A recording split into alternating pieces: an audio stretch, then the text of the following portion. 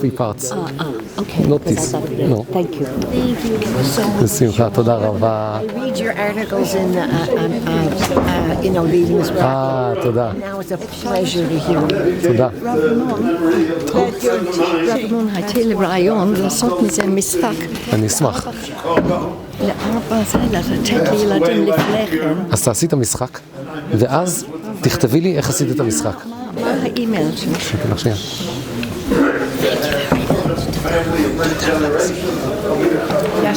תודה, תודה רבה. תודה. I promised you. Thank you. Thanks very much. Okay. Yes. Okay, Rimon, what's your... Thank you. בשמחה, תודה רבה. Okay. תודה. רימונים. R-I-M-O-N-I-M. רימונים 613. 613. @gmail.com. Okay. רימונים, what's your name? Pessy Krause. Okay. Dr. Pessy Krause. Wonderful. So you'll think on all of it. Make it. Make the game. Yeah. And then photo it. Yeah. And right. show me the results. Okay. רגע, יש כאן עוד אגדה אם מישהו רוצה. אם חסר, אז יש עוד אגדה אחת. אני אגיד לך. אפשר לקחת בחזרה את אוי. כך, חסר לך? תודה רבה. רק רציתי לשאול, יש חשיבות למספר 4? בגלל כל הזמן הרב מדבר על מספר 4. מצוינת. אני לא בטוח. אני שנים חושב על זה.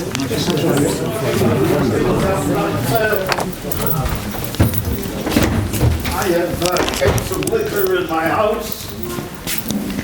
I don't want to have it over Pesach. There'll be chametz sugar over Pesach. Sorry.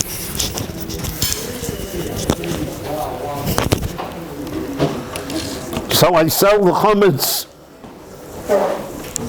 to a non-Jew. I sell him the case of liquor and goodbye. It's his case of liquor. Let him do what he wants with it. I don't expect it back. I sold something. That's not the mechuras chametz that we have. The mechuras chametz that we have is based on a tosefta. The tosefta is a number of centuries after the Mishnah. The tosefta there records a case that a Jew is on a ship and the ship is not going to get into port in time before Pesach, and the Jew has chametz and he wants to keep the chametz. In other words, after Pesach he wants to have this case of liquor. What should he do? So the Tosefta says that he sells it to the non-Jew with the understanding between him and the Jew and the non-Jew that he's going to repurchase it after Pesach.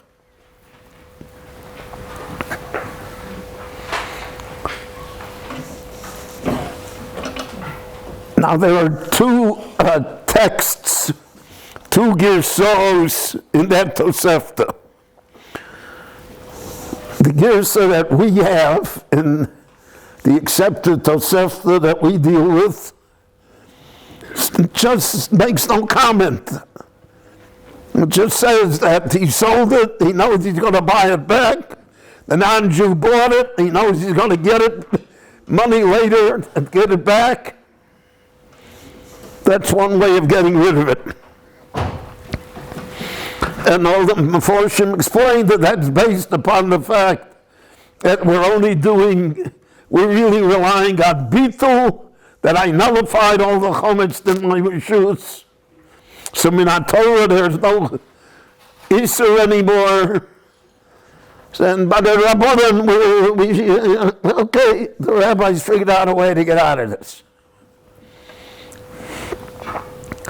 There is another girsa in the Tosefta, another opinion that adds three difficult words to the Tosefta. Ubilvad shelo yarim.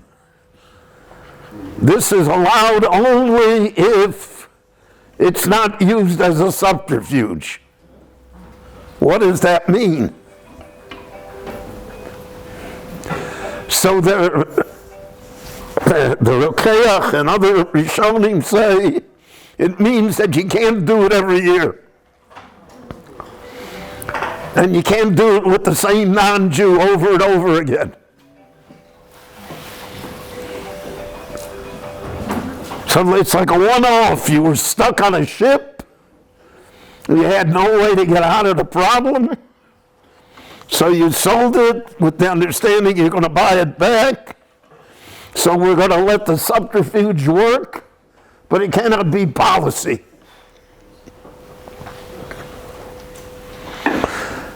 So depending upon which text we're going to use, we're going to have a problem, right? If you use the original text that doesn't mention harama at all, so then there's no problem doing it every year with the same Jew, non-Jew.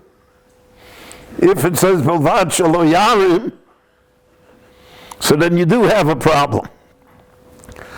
Most of the poskim never saw the second opinion of the Tosefta. It's the same Geniza that Rabbi Ramon mentioned.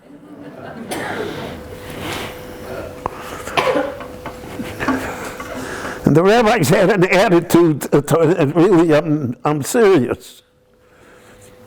I'm always serious, but sometimes I'm really serious. Things that were in Genizas, hidden documents, discoveries centuries later, that were never taken into account when the halacha was developed, may be ignored. Because we believe that heaven helps us, even in matters of halacha. And therefore, if it didn't exist, and we created a halacha because of it, that would be sufficient, even though 300 years later we'll find a document in the Geniza that will be opposed to what we did. That even applies to great books. The most famous example of that is the Meiri, Rabbi Menachem HaMeiri, who was the great Talmudic scholar in Pepregon, in southern Provence, northern Spain, in the 14th century. So he wrote a commentary. He was very prolific. And he wrote an enormous commentary to the entire Talmud. For a few hundred years, that commentary was lost to the Jewish people. We knew it existed because from secondary sources they mentioned it, but we never had the Meiri. Starting in the 1850s, fragments of the commentary of the Meiri were discovered and published by Jewish scholars, so that today, here, in all the yeshivot in Israel, in the world, we have the full Meiri to the Babylonian Talmud. Nevertheless, in halacha, the poskim don't rely on it. Because they say if it was lost for 400 years, so then there's a reason. You don't have to give it the same weight as, let's say, the Rashba, or the Ritva, or the Ramban, because that we always had, and this we don't. So, the idea arose that we're going to sell the chametz to a non-Jew with the clear understanding that after Pesach we're going to buy it back from him. And we're going to follow the original text and not the second text in the Tosefta. So the rabbis raise a question. Now we're going to do this very quickly because we're going to dive in Mincha and Rabbi Koenigsberg has to speak. And I'd rather hear him than me. I know what I'm going to say. I have no idea what he's going to say, so I'm more interested.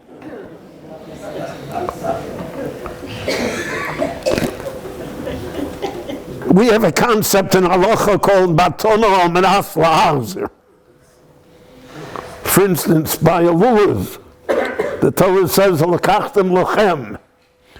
The mitzvah of lulav is you have to have the lulav. It has to be your lulav. The Gemara says it comes to exclude if you borrow a lulav.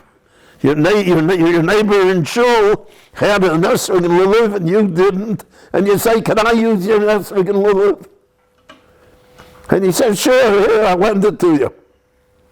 You're not yotzei with his esrog and lulav because you borrowed it.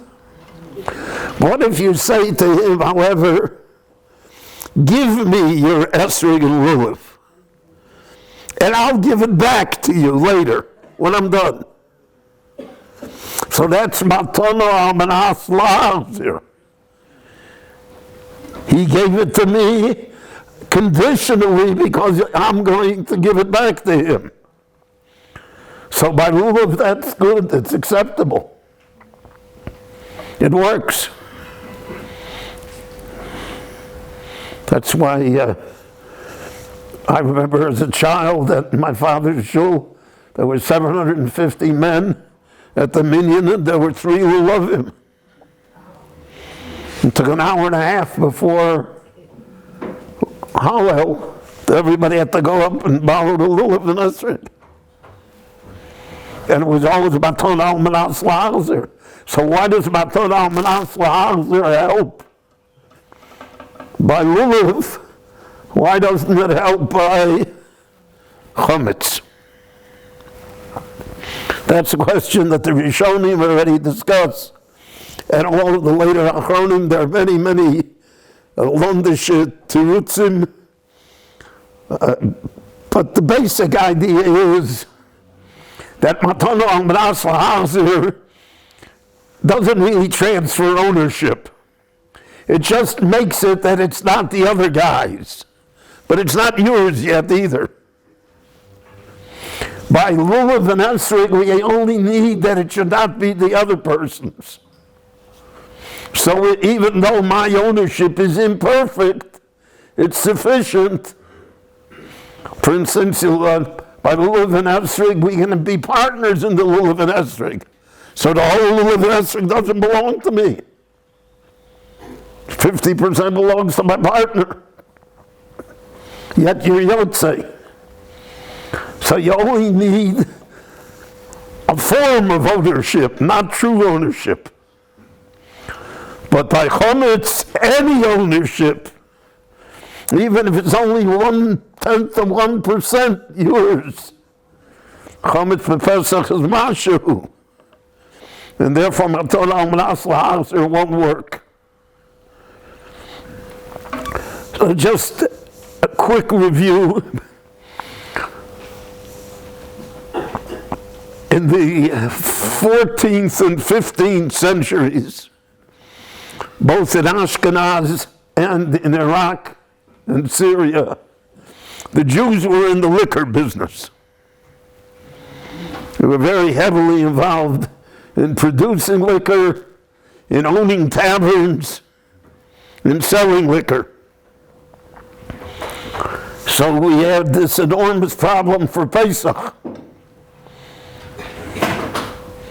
because liquor sometimes is aged for a number of years. What am I going to do? So there the idea of mechiras chametz was institutionalized. That the chametz would be sold with all sorts of kinyonim as though it were a regular sale. And we will treat it as a regular sale, even though we are aware that after Pesach, we're going to go back to that non-Jew and buy it back from him. But we are selling it as a regular sale.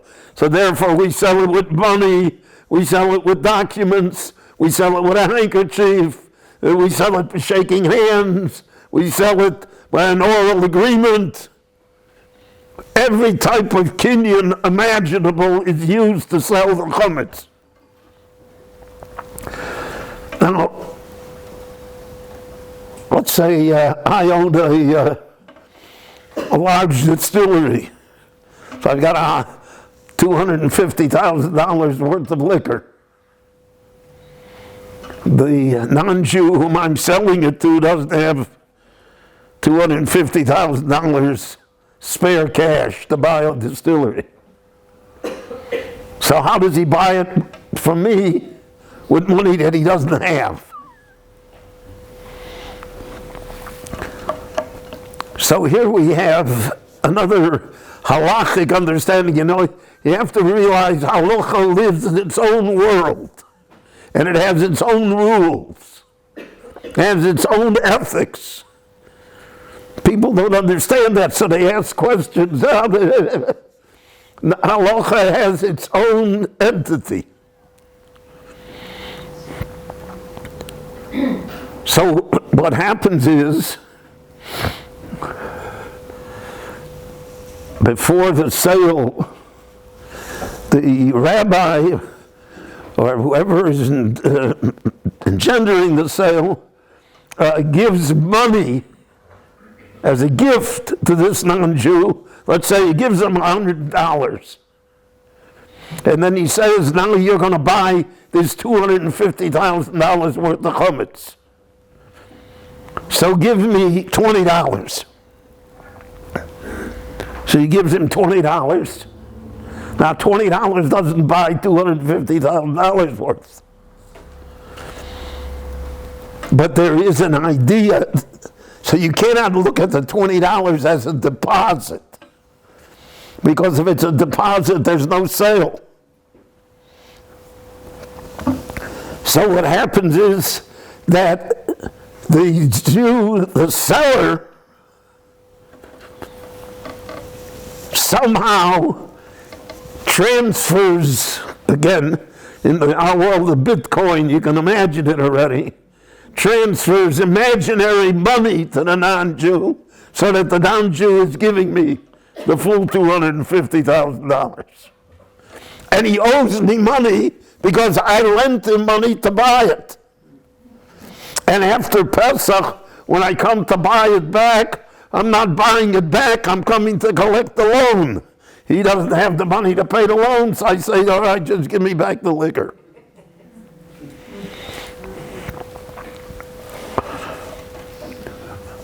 Just two more little points, because I want to hear Rabbi Koenigsberg.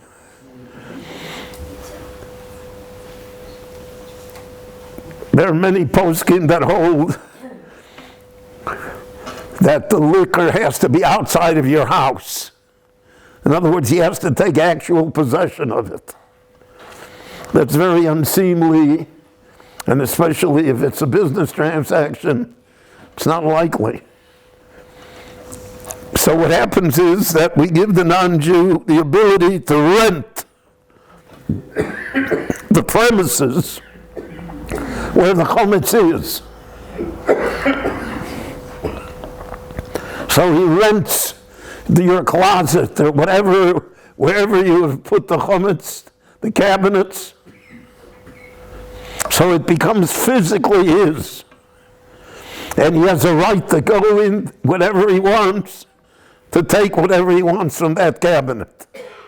Because of that, many Jews, and according to many poskim, actually give him a key to the house or the apartment. Even though most poskim hold that that is not really necessary, and in many cases it is not advisable.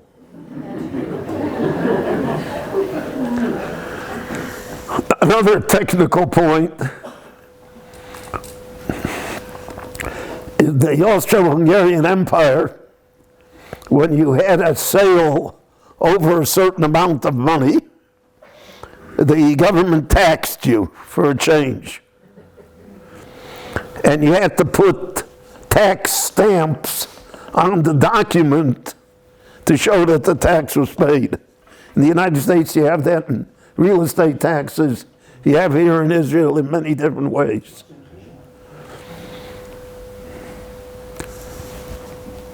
So an anti-Semitic party in the Austrian parliament said that every year the Jews are selling the chametz and there are no tax stamps on it.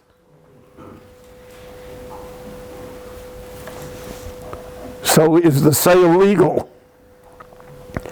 So there was a decree by the German emperor, the Austrian emperor, Joseph II, in which he said this is purely a religious matter, and religious matters are exempt from these types of taxes, and therefore even without the stamps.